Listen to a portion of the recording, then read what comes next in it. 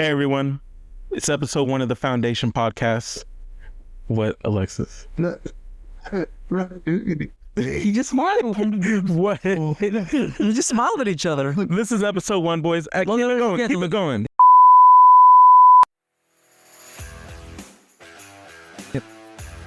Yeah, this is episode 1, boys. I'm here with my best friends right next to me. I'm so happy to get this podcast finally made for you.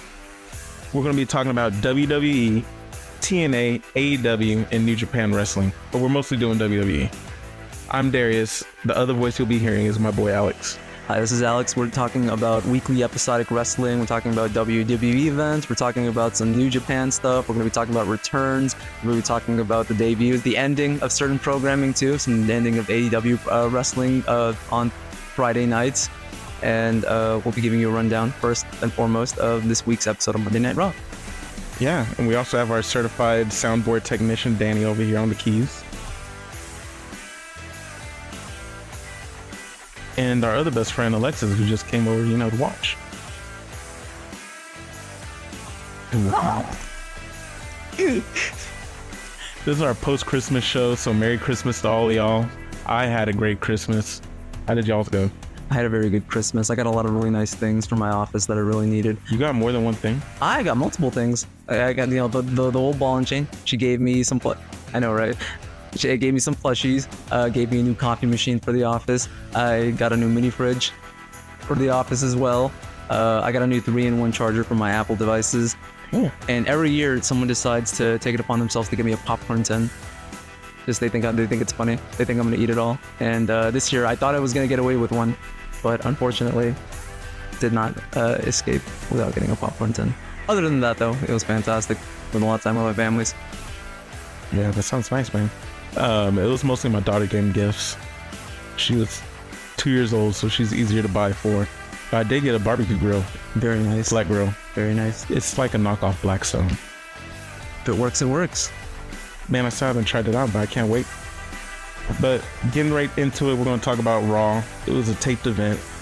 I believe this is the third taped show. I believe so, right? WWE has been giving their talent and some more time to be with their family, so they've been recording a lot more shows. Yeah, you really can't hate on it. They can't hate on it either. Some people will. Some people will find reason to not like the fact that they're to be with their families. They want their live weekly episodic stuff, but regardless, they're still good shows. As long as you're not chronically online, you won't spoil it for yourself. We didn't spoil it for ourselves, and we were rewarded for it because it was a fantastic episode. And yeah, well, let's start with it. We start with Raw, the very first match. We got the Women's Intercontinental Championship Tournament. Io Sky, Alba Fire, and Talia. Which Io Sky took took the victory in that triple threat. And so far, I've been loving these mid-card championship matches on both SmackDown and Raw. Io Sky, luckily, took it. She's going to advance. She's going to win it all, really. You think so? Yeah, I mean, you need someone that's intercontinental holding the intercontinental belt. Absolutely. Represents a representation matters. We're gonna ignore the Canadian with the US belt for now. But intercontinental, we got to be at least accurate with one of these. Oh, that's right, because Chelsea Green is currently the champion. Yeah, she's Canadian. We'll talk about her later. We'll talk about her fantastic celebration later. But right now, it's Raw is trying to pick up its mid-card division as well. And man, just in time for the Netflix show, man. Just in time. We gotta watch that together. We hopefully will be together. Never mind. I'm gonna be in Arizona. Okay. We will watch it online together. There we go. We'll watch it online together. Alexis, you gonna watch it with us? It'll be the most iconic January 6th you guys could ever remember.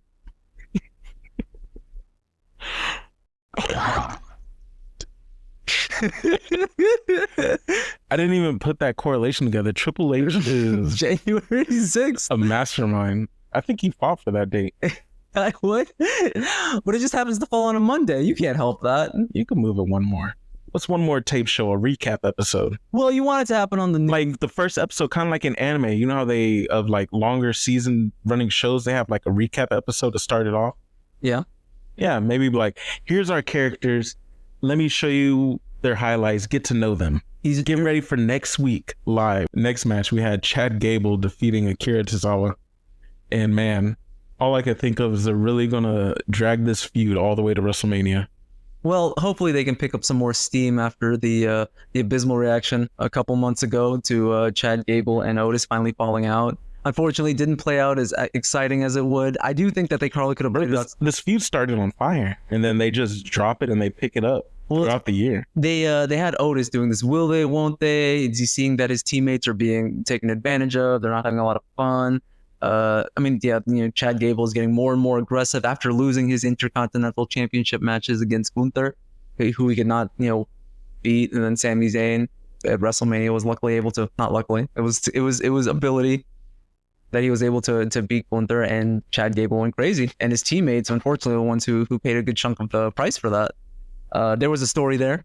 We could have kept going with it. Unfortunately, they just decided to fizzle it out. They're still ruling with this feud though, so hopefully it picks up some more steam and it gets exciting again. It just seems like they're trying to figure out something to do with them. Unfortunately, yeah. But it's just not as fun as it could be. It's not as fun as it should be, and I don't know. Maybe they're planning to do something bigger by WrestleMania time. Probably a big 8-person tag team match. Nah, it should be 1-on-1. But I do want to see Otis get his moment. I do think it's gonna be 1-on-1. Well, was it the Alpha Academy? It's Chad. It's the 2 Creed brothers, and the other person on their, the woman on their member, on the roster. American Made. Yeah, American Made. Is that her name? No. We'll Is look that at the group name? No, the group name is, I think it's American Made. But the other member of the roster, and I guess it would be against Otis. You're thinking of a faction versus faction thing. That's what I've been thinking. That's where I've been thinking it's going to lead to. But I guess Alpha Academy, the original one, does not have a 4th member that they would be able to go on. So I guess it would be Chad Gable coaching.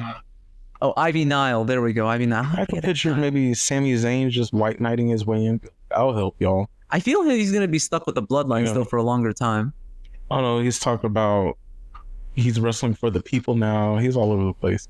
Are you wrestling for the bloodline, or are you wrestling for the people? Well, we'll talk about Sami Zayn's actions a little bit later once we finish this recap. Yeah, you're right. And following up from the last 2 weeks of the New Day and their fallout with Big E, they had a fun interaction with Dominic Mysterio. That was hilarious. Where Dominic says even he thinks that what the New Day was called. And I'm like, I don't know if we can really, in good faith, listen to what you had to say, man, because you turned your back on your dad, pushed your mom. No, his dad caused all that. I don't think Rey Mysterio caused Dominic Mysterio to verbally accost his mom and his sister and his dad in a very disrespectful way.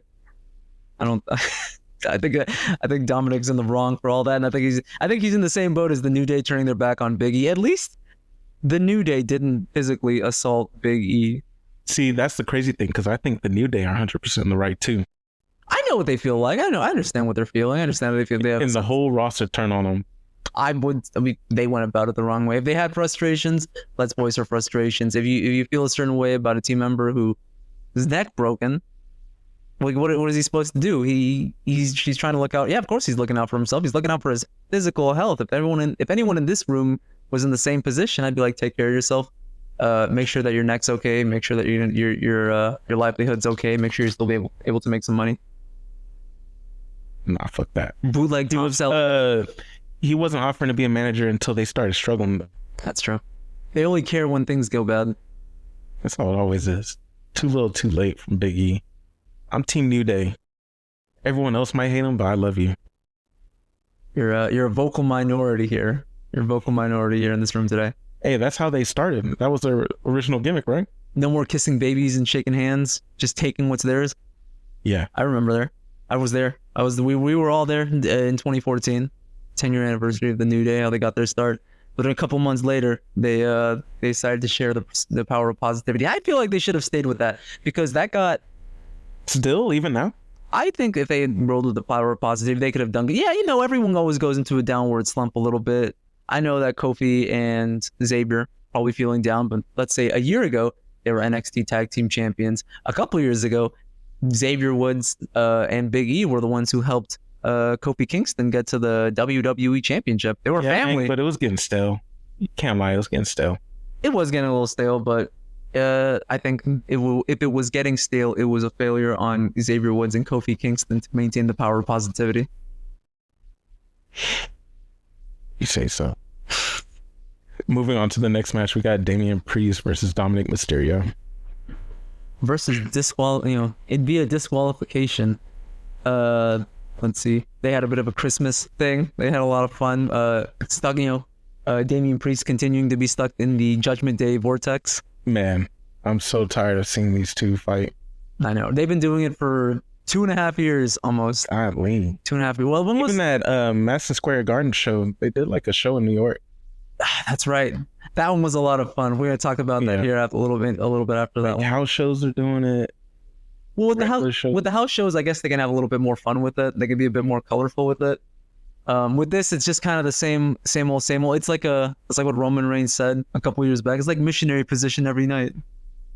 And every episode there has to be someone dressed as Santa, and they pick the most lore accurate person to be JD McDonough. Is it because he's European? Wasn't Santa Claus over on Thank you, Dan. He's Irish, right? Or Scottish? Saint Nick. The original Nicholas. We'd have to look into that one. I don't know. Alexa's our fact checker. Fact checker here. What is Saint Nicholas's origin, bro? Saint Nicholas of Myrna. Saint Nicholas National High School. In any case, they had their fun beating JD up. Oh, Alex, y'all could be related, man. Oh my God, hey, Greek. Santa Claus is Greek. This is history of Saint Nick. I don't remember reading that in the Bible. Of Greek descent. That's a new one every day. You think you know some? I didn't remember killing him in God of War. Stay tuned. Maybe the next episode of God of War, the next installment of God of War, they'll do the whimsical holiday characters. They'll come after Cupid. They'll come after Saint Nicholas. They'll come after. I can picture that's DLC. That'd be a lot of fun. Moving on though. Afterwards, they had another disqualification. Man, this is hilarious. The Miz not being able to leave this faction, the Final Testament. They really, because they feel a sense of like kindredship, vindication with the Miz, and they're like, we got your back. You did the right thing. You turned your back on our truth. You're seeing that, and the Miz just wants nothing to do with it. I'm done, but you're done whenever I say you're done. And with bodyguards like the AOP, with a guy as big as their leader is, just commands respect. The Miz isn't as big as them, but unfortunately he's stuck in between the Final Testament and having to fight with the Wyatt Six. I actually hope that R-Truth saves them from the Final Testament, gets them out of there. That's how brothers are, man. Stick to each other no matter what. Even if the Miz wants to pretend like he wants nothing to do with them. They won the championship. R-Truth had a great year this year, man. Absolutely, he did. Everything he touched was gold. Hilarious. But that's usually how it goes with R-Truth. He's timeless. 2011 when he was doing the done with that cigarette angle when he competed against John Cena for the championship, that was gold. Dressed as a Confederate officer, that was gold. When he was able to turn back babyface and went against the Miz the first round in 2011. Joining Judgment Day, being an official member of Judgment Day, bringing the tag team championships back to Judgment Day after they lost them at WrestleMania. Tagging in that ladder match. Tagging in at the Rumble against Dominic Mysterio. Okay. He's had a banner year. We haven't seen him very recently. Hopefully we see him by the end of the year. We have one more episode of Raw before the end of the year. They're saving him for that January 6th episode, man. Probably. He's gonna be a real riot. Let me tell you. Ding, ding, ding. Oh my gosh. And then we have the main event: Drew McIntyre defeating Sami Zayn. Congrats on Drew McIntyre by winning, by the way. Congratulations, Drew McIntyre. He racked up a couple of losses that a lot of them weren't his fault inherently at the beginning of this year. He's been keeping a lot of momentum. This is his second victory against Sami Zayn in the past 4 weeks. So good for him. Any accolades, they add up. But immediately afterwards, took care of business, wiped out Sami Zayn, and then left him to the wolves with when the Bloodline came out. Yeah, I can't picture him teaming up with any of the members of the Bloodline, but he's with the new bloodline. Right. Shocking. Well, Drew McIntyre is a guy who's just... And he does this after Survivor Series when they did War Games. Well, if you remember last year's War Games, he does not like Judgment Day, never liked Judgment Day, but decided, you know what, I want my hands on Jey Uso. I'm going to join with you guys just this one time so I can get my revenge. Did not work out the way he wanted it to, obviously. And if you think big picture, if you think holistically, it did not work out with him at all because the Judgment Day were the ones who eventually cost him and cashed in on his World Heavyweight Championship victory at WrestleMania. So his association with, I feel like his association with stables that he does not like, but, has to part ways with just, for a little bit just so that he can get to his bigger goals. Just he always ends up paying for it. I still have a theory that I'm building up. A new faction. Drew McIntyre, Seth Rollins, Kevin Owens. What would they name it? What stable would they be on? What would be their ultimate goal? And they come with silly names, but I could picture them all just a bloodline hating faction. Bloodline hating. We've been, in a general we've been cheated out of our respective victories. I continue to be cheated by CM Punk and the Judgment Day out of my championship success.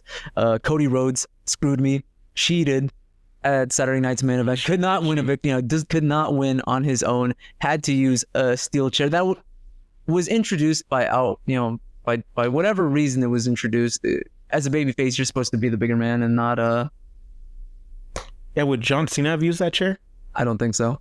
John Cena always played it clean. Hulk Hogan wouldn't have used that chair. Babyface Rock would have used the chair. Stone Cold Steve Austin would have used the chair. They would have used the chair. Jeff Hardy would not have used the chair. Don't ever put Jeff Hardy with the names I just said, man. I don't. He was baby. They really wanted him to be top baby. I'm not getting into that. Is that a different conversation? He's a good tag team. But overall, it was actually a pretty good episode of Raw, knowing it was pre-taped. I think for some people, the pre-tape nature of Monday of wrestling kind of takes away from the illusion of, kind of takes away from the magic of it. We're not presently there, so whether it's live or not, for me, it makes no difference as long as they get some time with their family and as long as they still get a good quality show that had effort put into it, like this pre-tape show. If you think of the previous leadership, it probably would have been really phoned in. It probably would have just been like that Judgment Day match with JD dressed as Santa. That probably would have been the only match of the night. We probably had some nonsense like promos or. Yeah, there was a lot of matches. Yeah, we ate good. I was surprised. We ate good for the 23rd of Christmas, 23rd of December, the week of Christmas. Moving on to SmackDown now. Let's move on to SmackDown there. Once again, a fantastic show. A fantastic show. They put in a lot of the one thing that was interesting because on Friday morning, I don't think they announced too much about that episode of SmackDown. So a lot of people thought they just phoned it in. A lot of people thought it was just going to be a phoned in end of the year holiday episode. That's what I was expecting, man. And then by 5:00 Central Time, Nick Aldis goes on Twitter, announces, "Hey, Chelsea Green's getting her championship celebration. The Street Profits are fighting Los Garza. Sami Zayn and Carmelo are going to go at it. And they're going to have the women's triple threat match," which was amazing athleticism, amazing talent. These women continue to get more and more opportunities to perform at levels that they deserve. Yeah, man, that kicked off the show, actually. It was a six-woman tag, Bayley, Bianca, and Naomi versus Nia Jax, Tiffany Stratton, and LeRae. And Tiffany Stratton, obviously showing off her athleticism, always teasing that will she, won't she on her bestie with the Women's Money in the Bank Championship. And is Candice LeRae full heel now since her husband is? Very much so. Well, she has been partnering up with Tiffany and Nia in recent. They've been buddy. They've been on the shows. Unfortunately, it hasn't really seemed to be working too much in her favor. She seems to be the fall woman of the team, which there's always one. We saw that coming a mile away. We did, but hopefully she gets an opportunity to rack up some more victories in her name. Candice LeRae is an amazing talent. Yeah, this was a decent match, but we saw the outcome a mile away. And then before the match, though, we talked about before the match where Nia Jax continued to deny that she attacked Jade Cargill. We already know who attacked Jade Cargill. It was her tag team partner. Bianca Belair. Well, there's some rumors it was Bianca. There's some rumors that it was Naomi because she wanted to shine herself. Anyone's guess. I can't picture them booing Naomi. The only reason some people can picture Naomi is just because she saw how much her friend Bianca Belair was having fun, racking up victories, having a good time. The only way I see a heel turn is if they do female bloodline with Naomi and Nia Jax. I could see that, unfortunately. I feel like the bloodline situation though is a bit too oversaturated. I would very much not like for them. We need more bloodline. What are you talking about? I don't know about that. Hopefully they can keep them. Oh, for one, I'm hoping that with the those couple months before Roman came back, and we had to like rely on Cody Rhodes, was some of the most boring SmackDown we've gotten. There is no woman Cody Rhodes, though. I will say there's no woman Cody Rhodes on SmackDown. If that makes sense, yeah, to kind of like holster down a woman bloodline story. Because You're right. Who would the woman against the bloodline be? There isn't really. Jade Cargill. Bianca Belair. That's true. Okay, I could see that. Bayley. Yeah, I could see all three of them going, but I feel like that would oversaturate, almost like the NWO Wolfpack thing. I feel like that's oversaturation there. Yeah, you're right. Too much going on. Yeah, but tell a new story. Introduce some new stables. You got a lot of talent to work with these days. Roll with that. Yeah, speaking of new talent, we have Braun Strowman in a match with Austin Theory. Let me tell you, my Austin Theory stocks since 2022 have tanked, and I invested all the way in. It was like not a laughing matter for me. He tanked like that tip. He tanked like the. Stay on him, Danny. He tanked like the Haktua coin tanked. Give us more examples. Or Enron stock. All right, let's stop long for the segment things. Like all those yeah, but fell in January 6th. Braun Strowman defeating Austin Theory. I think Austin Theory tried picking him up. Well, Grayson Waller. Oh yeah, Also, they tried picking him up. Well, no, Austin tried picking him up, was not successful. Grayson did not show up for his friend. Did not show up for his friend at all. Austin almost took a pretty nasty fall. And Grayson teasing that breakup. They've been teasing it for a while too. I will, unfortunately, mid-card stories, Triple H seems to have like a harder time with pacing. He seems to have like a harder time. Yeah, I can see that. The story, and everyone wants to focus on the main event. That's great, but you got almost 3 hours, because SmackDown is 3 hours. It's either starting this week or the first week of January. It's starting this week that they got 3 hours. You got 3 hours. Tell a story. Well, honestly, I feel like they have been kind of slowing things down till this Netflix deal started. Yeah. And plus it's about to start being the build up to WrestleMania, to January. I feel like we're going to see Triple H's bag. Hopefully. These next couple episodes. Well, yeah, this episode of SmackDown, we'll talk about it in depth later. Triple H has already been planting the seeds for a Royal Rumble story in Cody Rhodes and Kevin Owens. Once again, we'll talk about that one later, but hopefully some more other SmackDown superstars get to lay their seeds for the Royal Rumble very soon. And next, after that, there was the Sami Zayn Carmelo Hayes fight, which ended in disqualification again. So that's 3 disqualification matches going over this week. We have Michin doing the segment with Chelsea Green. Oh, that's right. Chelsea Green's fantastic celebration dressed as a Statue of Liberty of her Women's United States Championship victory this past Saturday night's main event. Good for her. Very overdue. Dressed as, once again, like you said, dressed as the Statue of Liberty with red, white, and blue balloons. Very well deserved once again. And Michin, sore loser, couldn't accept that she lost clean, fair and square. What do you think of them carrying the feud? I like Michin.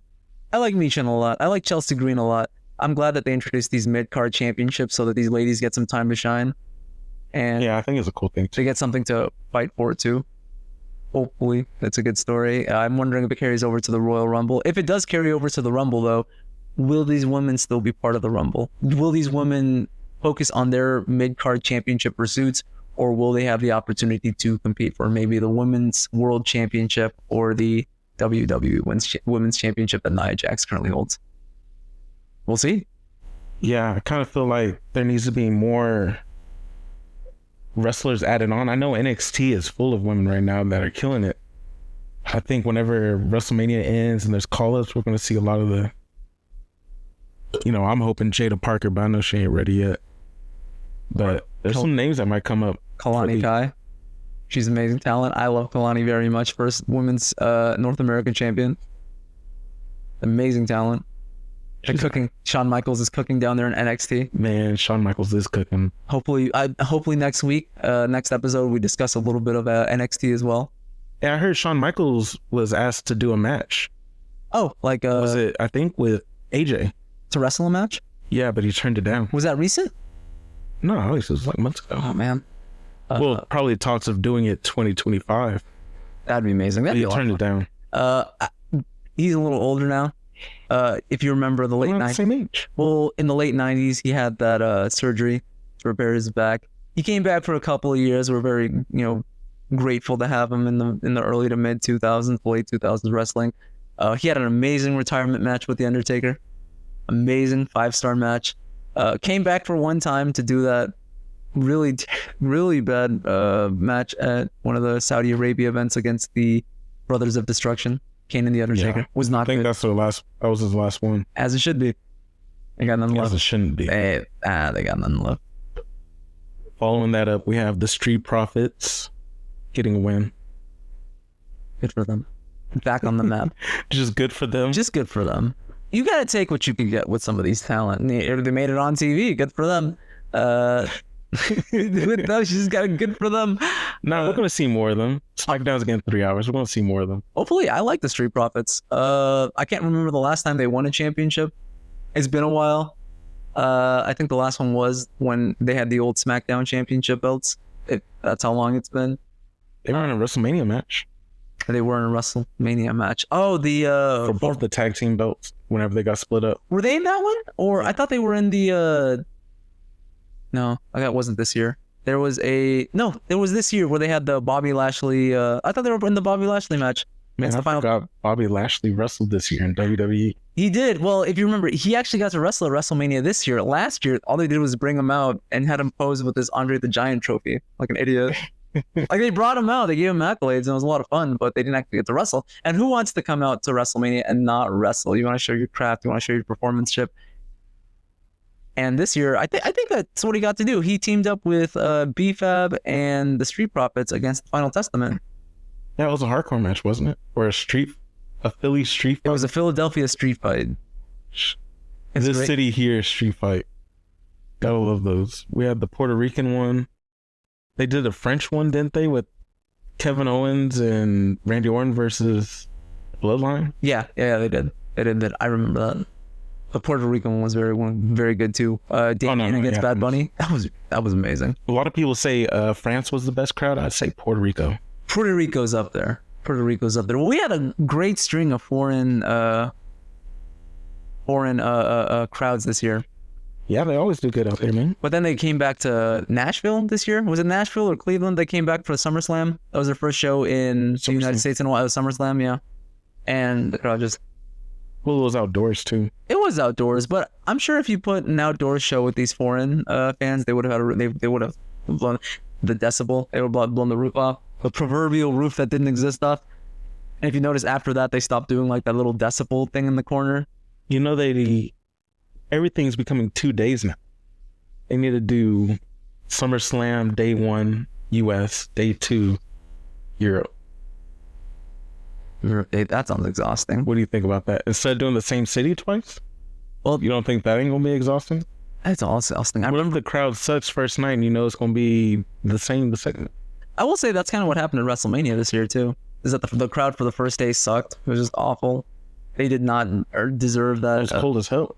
But then the next day, I think it warmed up, and they had like an amazing crowd reaction to everything. It popped up. Very first segment, Damian Priest getting cashed in on. Day 2 was the best one. Well, Damian Priest doing the cashing in. I liked day 1 a lot this year. I did like day 1 of WrestleMania a lot this year. Unfortunately, can you really top the end of a 4-year reign ending with the white meat babyface that everyone likes? Just once again, Spoiler alert, you can't. you can't. Moving on to the main event of SmackDown. Sami Zayn versus Carmelo Hayes. What else you gotta say? I love Carmelo Hayes. Unfortunately, he just hasn't been winning the way he's been winning. Last week, they just bury him with that match against Braun Strowman. Not last week, the week before that. That was just hard to watch. last week he beat Braun Strowman That's by right. running. That's right. That A strategy I feel like more people should have done. I feel like if Austin Theory ran around and had Braun Strowman chase him, he could have won by count out. probably is a lot more athletic than him. That's hopefully. Well, I just don't know where they're going with that. I don't know where they're going with Carmelo. Ilya, who's been injured. Granted, he's been injured. Just one of the, just a pair of those NXT call-ups that Triple H once again. Yeah, it's been a rough year, man, for people NXT on the call-ups. rise for like a push. Not even that. Like Brunson Reed at the worst time getting injured. Drew McIntyre getting injured. Of course, you got Ilja. Ilja Dragunov getting injured. That was unfortunate because I had a lot of stock in him for 2024. I'm hoping he can come back and make some magic happen. And then that might have been the main event match, but we had the main event segment with Kevin Owens and Cody Rhodes, where Kevin Owens, who stole the Winged Eagle Championship at Saturday night's main event, has been parading around with it for the past week and a half. He is the champion, though. He's the real He pinned WWE him champion. for more than 3 seconds. Unfortunately, there was no one to officiate the ending of that match, and Cody cheated. There was no one officially in the ring to count out Kevin Owens either. He did it from the side. That's true. He wasn't actually in the ring. He was kind of posted up there. But Nick Aldis gave Cody Rhodes Nick Aldis gave Kevin Owens an ultimatum: return the Winged Eagle Championship or face consequences. And when Nick Aldis called him out and asked him to come to the ring, Kevin Owens was like, why would I give that back? Why would I give you this championship back? It's the only leverage I have. And then Cody Rhodes says, I want to take that championship back. We're going to put them both on a ladder, suspended above a ladder at the Royal Rumble. We're going to have a ladder match for both championships. This is a replica belt, by the way. It is not the original Winged Eagle Championship. They legally cannot show the original, unfortunately. Put tape over it like the ECW one. Well, it's fun too because in their archive, they put like electrical tape over the F on all their, or whatever they tried to. Oh, what? They did it because I think last year they did a video of every single world championship that Maybe they because had. they're recording. Yeah, they were recording, and I'm like, oh, I guess you could have taped over that, but that's a lot of effort there, and I will say it's kind of ugly compared to just a high quality replica of the Winged Eagle. Honestly, how excited are you for this? Very, very. I love Kevin Owens' stocks have been going up. I keep talking about stocks. Kevin By Owens. losing? I don't think you just said he was the real world champion. Can you really call him the real world champion and a loser at the same time? Yeah, Cody is the champion and he's a loser. Hit it, Danny. Hit the button. He doesn't want to do it. Sorry for that, y'all. Danny is a Cody Glazer. Oh. We have a disproportionate amount of disdain for Cody Rhodes. May not border on the irrational. May or may not border on the irrational. I will say this. I feel like all my takes are rational, man. If it's good, I'll say it's good. If it's bad, I say it's bad. What's your most rational take on Kevin Owens booking in 2024? Honestly, it's the same as Nakamura. Elaborate. Nakamura was just there to fill time. You honestly believe he was going to beat Cody Rhodes? That's true. Kevin Owens is going to lose this feud. He's probably going to feud with someone else and lose again. And then tag team again with Sami Zayn. I have a feeling that he's going to... Fantasy booking time. I have a feeling that Randy Orton's going to come back during the Rumble, cost them the ladder match, and they're going to use that as a segue to a program at WrestleMania. And he'll lose that too. Unfortunately. But yeah, I do believe Randy Orton might screw him over. I don't want that to happen. I want Kevin Owens to win. Sometimes you got in wrestling, you got to suspend your sense of of disbelief. I guess just be like, oh well, let's say the Royal Rumble is one of the big 5 wrestling events WWE hosts every year.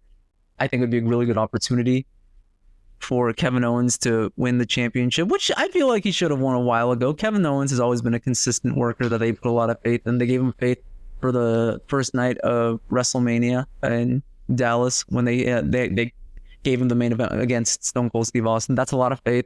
They gave him the second first night main event at WrestleMania 39 against the Usos. I guess technically in a way, confirming what you said earlier about him just being in a tag team championship program with Sami Zayn, forever stuck in that cycle. But one can hope that they help him break out into the main event scene. I don't know what he'd be doing afterwards, leading into Mania. If he does win the championship, I don't know where that leaves Cody Rhodes either. Someone to take a fall for CM Punk. Maybe. You think The Rock would even want to deal with Cody Rhodes if he doesn't have the belt? That's fair.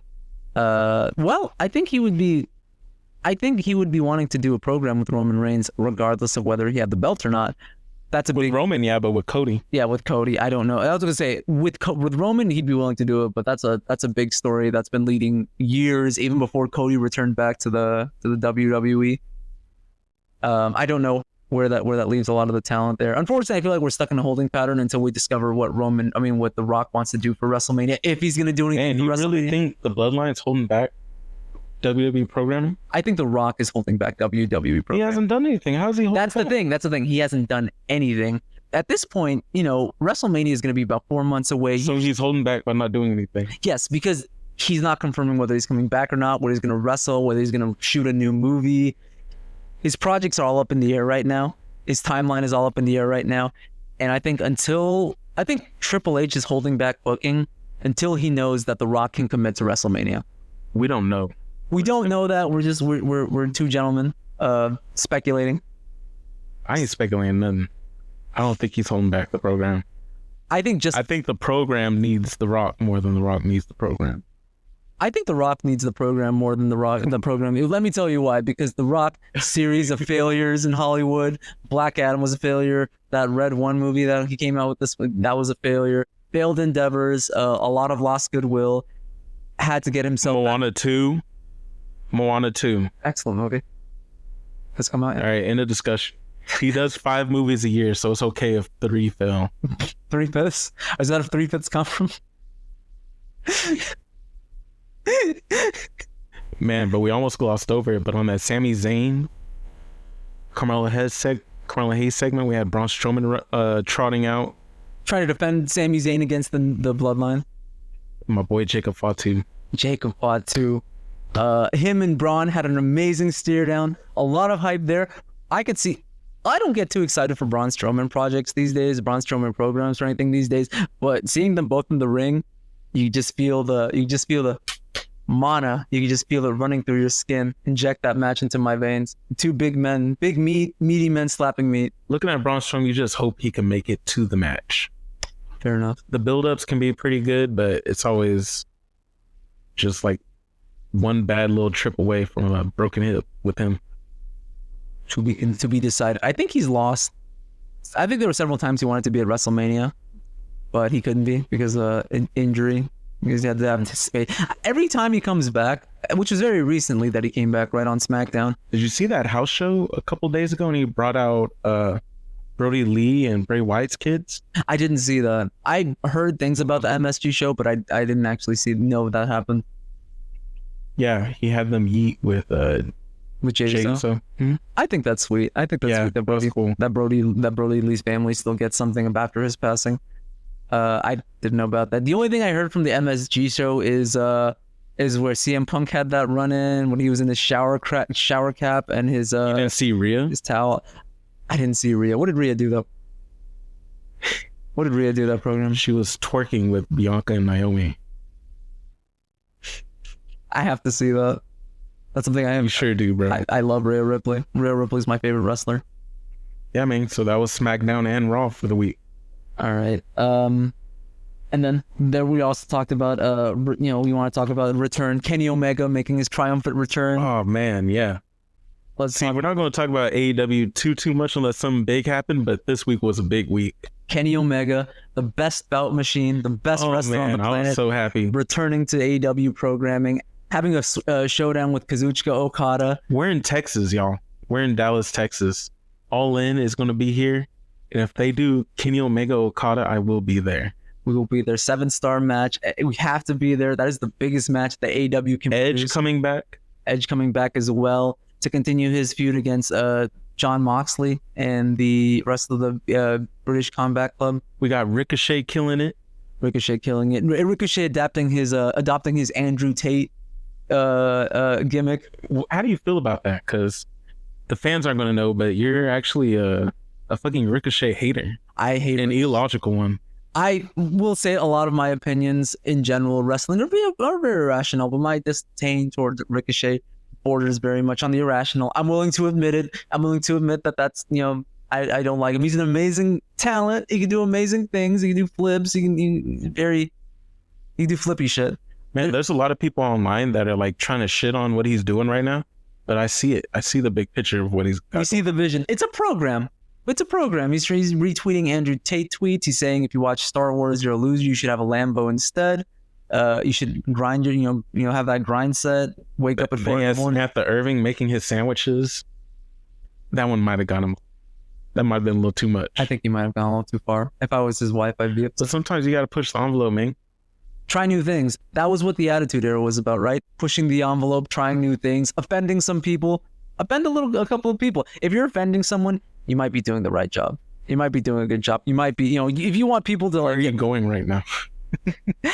In wrestling, at the very least, if you're in wrestling, if you're getting a reaction, positive, negative, and that's the way you're leaning. If you're leaning, I thought you were about to go whole Fresh Boy fit.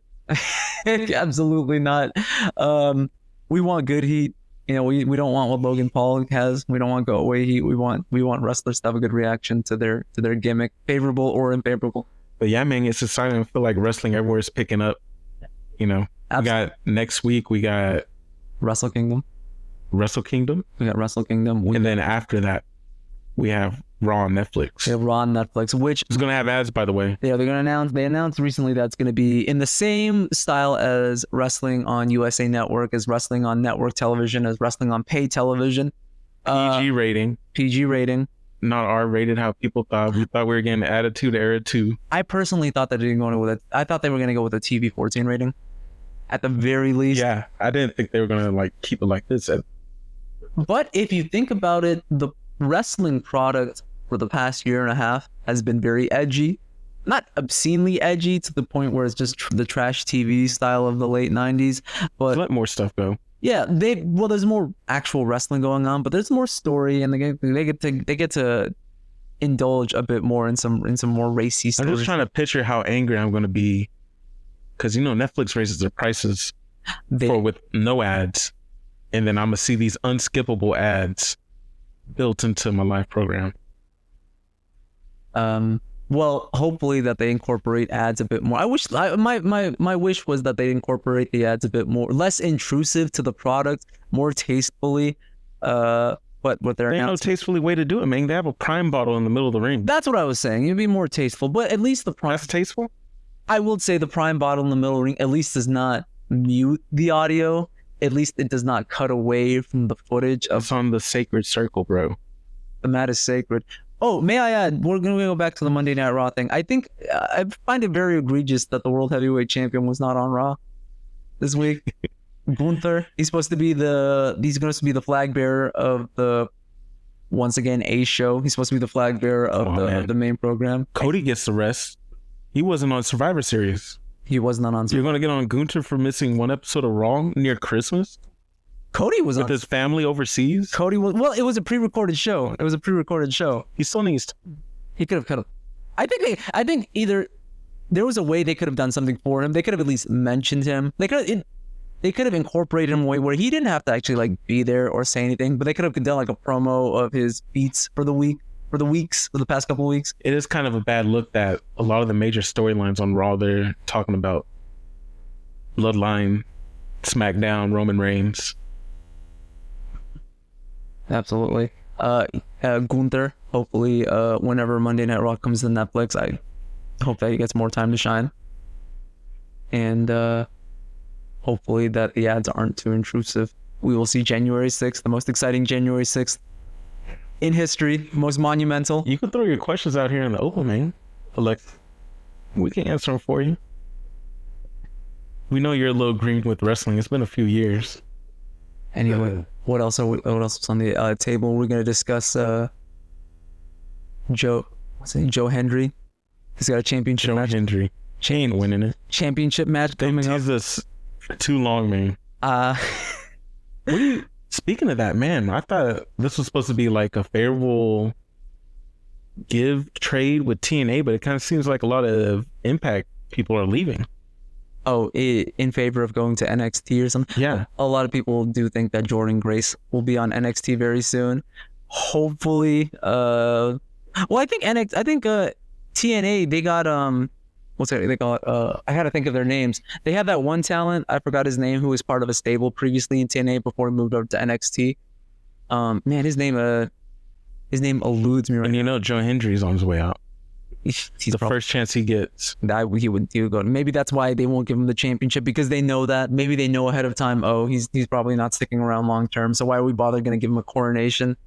We should probably, invest in people who are going to stick around. At the very least, invest in some newer talent. Yeah, at the very least, use him to get wins. Yeah, use them to put people over. It eludes me who the Impact World Champion is right now. If it's someone that believable that Joe Hendry would win. Name him? Name him? Nick Nemeth? Yeah. Okay, I think Nick Nemeth might be the Impact World Champion at this time. I don't see Joe Hendry beating Nick anytime soon. So yeah, while I do believe that there is some suspension of belief that has to occur, Nick Nemeth is an overall talent who's not going to go away either, because he loves his time at TNA. Be in Wrestle Kingdom too.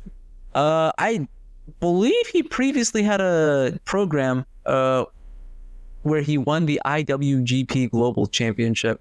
I don't know if he's the holder today, but he did have a program with it for a while. No, he ain't the holder. Did Nick have a nemesis? Press the.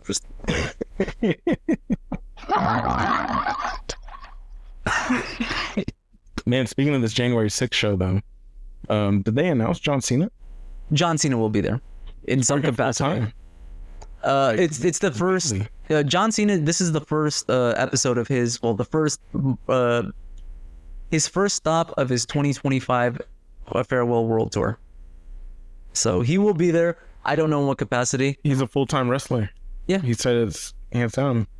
He agreed to leave. If he's not on the episode, it's Triple H's fault. But what brand is he going to be on? Is he going to kind of be on? He's going to be on SmackDown and Raw at the same time. The brand split is already in the gutter. Well, I'll say that now. Hopefully by Netflix wanting to have Raw's exclusive property of them, hopefully they have a bit harder brand split by then. Because we already know the same thing with Fox and USA. I thought the same thing. Things got a little silly at the end. But the problem is the executives at the USA Network and the executives at Netflix, they're like, we want Cody, we want Roman, we want all the top guys on our one show. And it's like, it can't be that way. You can't have a little give or take. On that note, though, when January 6th, I know that they announced that some wrestlers would be shifting positions to different brands.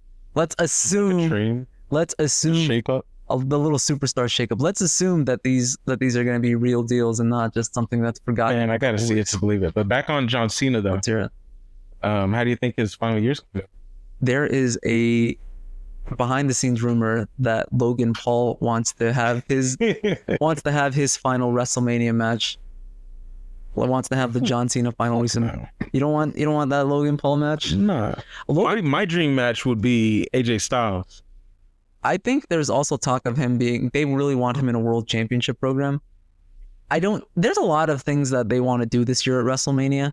He's going to have a full year. Yeah, he's going to have a full year, but I don't know how you have a world championship WrestleMania program with John Cena, CM Punk. They want him in a world championship. I mean, it doesn't have to be at WrestleMania for him to have a championship. No, absolutely not. But it's one of those internet rumors where it's just been talked about how they want John Cena in a world championship program at WrestleMania. They would probably set a long term just for one out like money. You're going to hear all kinds of crazy. It's once again because it's a little. I will say once again, it is a little early in WrestleMania season for them to have anything concrete. But a lot of the plans are kind of up in the air right now. I do not see what either world championship programs for WrestleMania are as of now. I don't see it yet. Well, what would you want for John Cena? Match. I would like him in a world championship. I would his final match. Not in his final match, but his final WrestleMania match. Because WrestleMania is not his final match. This is just his final WrestleMania match. I could see his last WrestleMania match. I would do that against Gunther. Have him compete in the World Championship match against Gunther. That would be a lot of fun. And beat him? I don't think beat him. I think a good story for John Cena is chasing that 17th World Championship, but never actually quite getting it. So you have John Cena winning the Royal Rumble. That would be a way to do it. That would make him what, a 2-time winner of the Royal Rumble, a three-time winner of the Royal Rumble, because he won in 2008, he won in 2013, and this would be his third one. That means he won 3 Royal Rumbles in 3 different decades. I wouldn't mind it if John Cena won the Royal Rumble.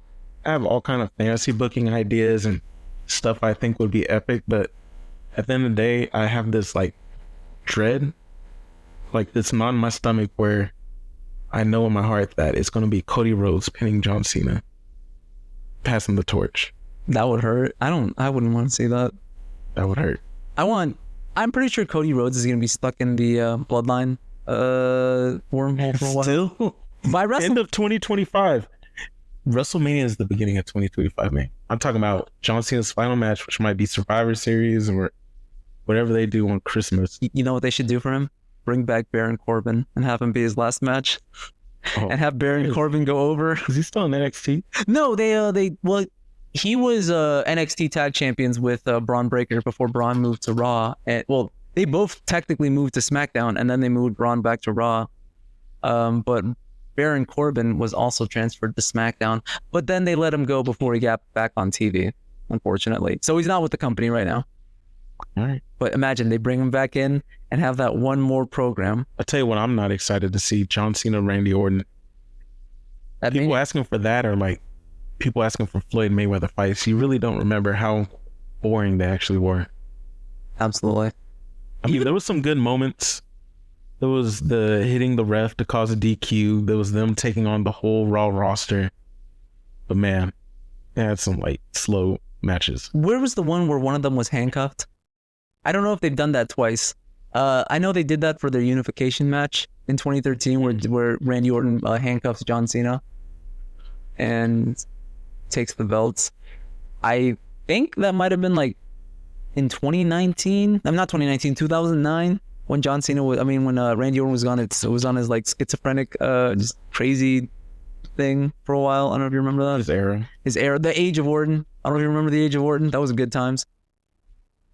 I don't know where this would. There's a lot of things I've been planning for. I'd like to see for John Cena in 2020. My hope is I know AJ's hurt, and they're also talking about him getting a final match eventually. I hope he gets one with John Cena. I think if AJ retire, I think if John Cena retires before AJ comes back healthy, I think that's a damn shame. I think we miss out on some magic. You know who you feed him to? Jacob Fatu. Absolutely. Rookie of the Year. See, the problem with what scares me with John Cena is they already fed him. Remember, they fed him like that match. They fed him to Solo, that one match in Saudi Arabia. Yeah. That was hard to watch, especially because they didn't have. Solo is no Jacob Fatu. I feel like if Jacob Fatu was in the WWE before that, they could have done that with Jacob. Oh yeah, no doubt. That's what they should have done. They probably could have waited for that too, instead of doing like Solo and wasted a bunch of time getting over. But the fun thing about that is, I guess John Cena technically got his lick back on Solo during WrestleMania 40 when he came out and did the run-in and did the FU on Solo Sikoa. But they never told the story there. I kind of left it at that. I feel like they're going to pick up yet another match. Hopefully not. Hopefully not. I have. You don't like Solo Stars? I don't like Solo. He's gotten way better. Especially now. I don't know. Last year. I haven't really been enjoying much of the new Bloodline stuff. I haven't been enjoying the new Bloodline stuff. I like Jacob Fatu stuff though. He's a lot of fun. I think they're hilarious. I think New Bloodline's hilarious, man. That's the thing. It's like it's Tama Tonga. He's getting over, going yeah. What's his face? Tangaloa being cringe all the time. That's a lot of fun. Just being stupid, just being a boy failure. Jacob Fatu. I love Solo. I love Solo Universal. I love Solo. Forever. Everyone in the group everyone in the room just did the prayer. I love you, Solo. I love you, Solo. I love you, Solo. I don't know. They're pretty entertaining. I ain't gonna lie. I guess it's because they're Maybe because they're working with their. I was gonna say, I think what I don't like about it is that they're stuck working with Roman and the OG bloodline, and I'm kind of done with it. I'm hoping that The Rock comes back very soon. I'm hoping he comes back very soon so they could wrap up. Now that's what's holding up the storyline. I will say The Rock's holding up. That's what I've been telling you. That's what I said. But not all of WWE. Come on. Okay, I think what I meant was he's holding up that storyline, but that storyline is so overarching for the entirety of WWE. It kind of feels like at the very least, he's holding up the SmackDown main event. Because Cody Rhodes, unfortunately, Cody Rhodes can't carry. Well, the problem is Cody Rhodes is still leader of SmackDown. He's still the flag bearer. I thought they were going to transfer him over to Monday Night Raw, but that's not happening, fortunately. So we're stuck with Cody Rhodes as flag bearer of SmackDown. You want the Netflix ratings to start at the bottom. I mean, they do have Cody. He will be on the show, right? Yeah, Cody will be on the show. Cody will be on the show. I think it's Roman Reigns versus Solo for the Ula Fala. It's gonna be the Oofa Lufa. You had LA Knight saying it. Speaking of which, where's LA Knight been this week? Did Shinsuke take him out? Yeah, he got ridden off. But then where was Shinsuke? It was technically the same night. So, like, you can't knock on people that were on last week not being on this week. That's true, because it was a pre-recorded show. I do like to at least throw a little bit of a, just a reminder. Get some more Shinsuke on the show. Some more Shinsuke will always be welcome. I love Shinsuke. I love Shinsuke. I know that he's had a hard time. I know that he's had a hard time getting over, if you will. I mean, the audience loves him. He tells a good story. He's interesting, but sometimes they just don't know how to capitalize on Shinsuke Nakamura stocks, and I hope that in 2025 he tells a better story. They tell a better story for him. Hey, John Cena, Shinsuke Nakamura. John Cena. Get revenge for that back suplex. That back suplex that they did on him in 2017. Holy cow. How would you feel if John Cena just ran through the roster this year? I think he's allowed. I would love that. You think so? I think he's allowed. You don't think people would turn on him? I think 10 years, if you think of where John Cena was 10 years ago and how the ice was kind of thawing over people's hearts on John Cena in 2015 when he had that US championship run, and he was running over everyone then too, and he was a full-time roster member. I think if it was okay 10 years ago when he was a full-time roster member, but he managed to garner so much goodwill with his open challenge stuff, I think in 2025, especially because people are like, it's John Cena, we love John Cena. Not only is he just a wrestling superstar, the greatest of all time, but also he's a media superstar, he's a movie superstar, he's beloved, he's everywhere, he's still in Kai Cenat's room right now as we speak. I think that it'll be okay. I think people will enjoy it. It's a weird predicament because I'm not as opposed to it as I was whenever Brock Lesnar comes and runs through everybody. Yeah. Whenever Goldberg comes and runs through everybody, like, that stuff would piss me off. But the thing with John Cena, you could picture him not being an unstoppable 50-year-old monster, but maybe being like the aging star doing the comeback. Yeah, like the sixth Rocky Balboa movie. Into that kind of like the fifth Rocky Balboa. I think I meant the fifth. Or the fourth one. I think by the fourth one is when he started getting like no. The fourth one is when they started portraying him as being like, you're too old. Ivan Drago is very young. You can't beat him. And then the fifth one, he was like, you can't fight anymore. Well, you could still street fight. Yeah, and then there was the sixth, Balboa. That's what I was saying. The sixth one is where they're like, oh, you're in your mid 50s. You're already showing your age. You can't go. They could, but he makes that comeback. I think that John Cena comeback could be in the same vein. I think they could tell a story, Rocky Balboa's type story with John Cena. I think it'd be a lot of fun. Balboa 4, 5, or 6. 6. I'm gonna go 6. 4 is classic. Ivan Drago's story is classic. I feel like it's a little too 80s hokey for me. Just a little. I love 80s hokey. I'm not saying. I'm just saying, what level is John Cena's? Oh, I thought you were asking me to. I thought you were asking compare. Which was my favorite movie? 5 didn't really have him. You're saying 5, Alexis? Yeah. But remind me again, is John Cena that guy in Bumblebee? You gotta be on it. You gotta be on it. You gotta be on it to press the button. He was on with Kai Cenat. That's what people know him for. That's what my son's gonna say. Hey, that's that guy on Kai Cenat's channel. Okay, I'm gonna go. I think he's still a little too young for Rocky 6. Oh my gosh, if he does a program with Logan Paul and they bring out I Show Speed and Kai Cenat. They have Speed in Logan Paul's corner, and they have Kai Cenat in John Cena's corner. I think you have money there. I think you have fucking money there. Sadly.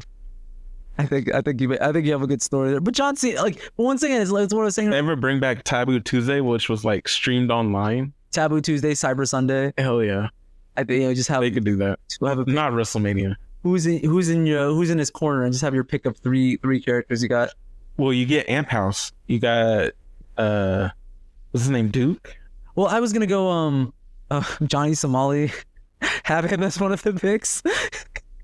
He's in Korea. Yeah, he's still in Korea right now. We can't get him right now, so I can't get Johnny Somali. But you get your pick of like I Show Speed, Kai Cenat, and who would be like the third domestic people? You have Jake Paul. Yeah. Jake Paul as a pick. That would be a lot of fun. With Duke Dennis? Duke Dennis. Is that a name? I'm out of touch. I'm showing my age. I know, we're out of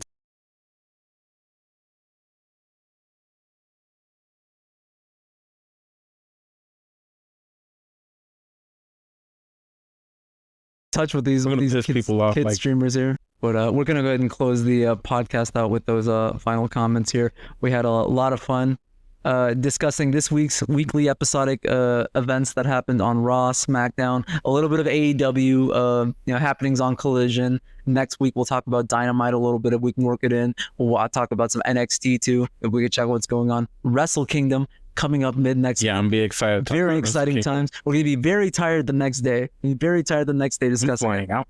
I mean, Oh man, it's gonna be crazy. But hopefully, you guys enjoyed our talk. that's it for episode 1, man. See you later. You guys have a good one.